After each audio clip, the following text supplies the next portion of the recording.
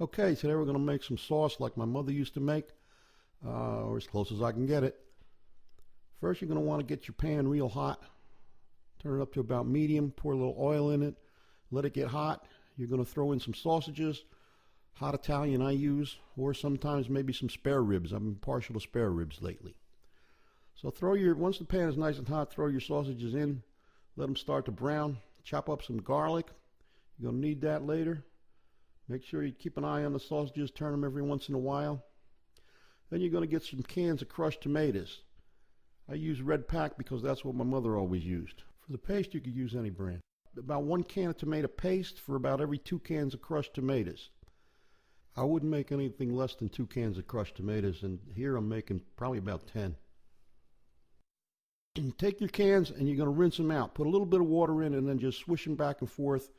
And rinse the cans out nice and clean. You're going to use those cans later on. You're not going to throw those cans out. And then just throw that water right into the sauce.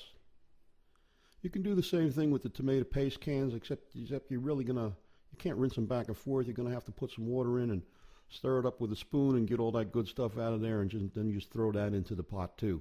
About 1/3 of a can of water for each of the cans, and you reuse it for a couple of the cans. You don't want to put too much water in there. So as you can see, I'm making a lot of sauce here today. Here's what you're going to do with those cans later on. You're going to save your grease in them and put them into the freezer so it doesn't all go down your drain. Now for every can of tomatoes you use, you're going to use a teaspoonful of sugar. You want to cut through that acid a little bit. So a heaping teaspoon of sugar for every can of crushed tomatoes. Throw your garlic in. Sometimes I'll chop up an onion and throw that in depending on my mood, but not usually. Some salt, some pepper, and you know, this is just going to be trial and error. I don't do anything with real measurements in this dish anyway. Now we're going to take some oregano and just sprinkle a whole lot of oregano. I'll cover the top of the sauce with oregano, and then maybe later on put some more in. A lot of oregano. There you go.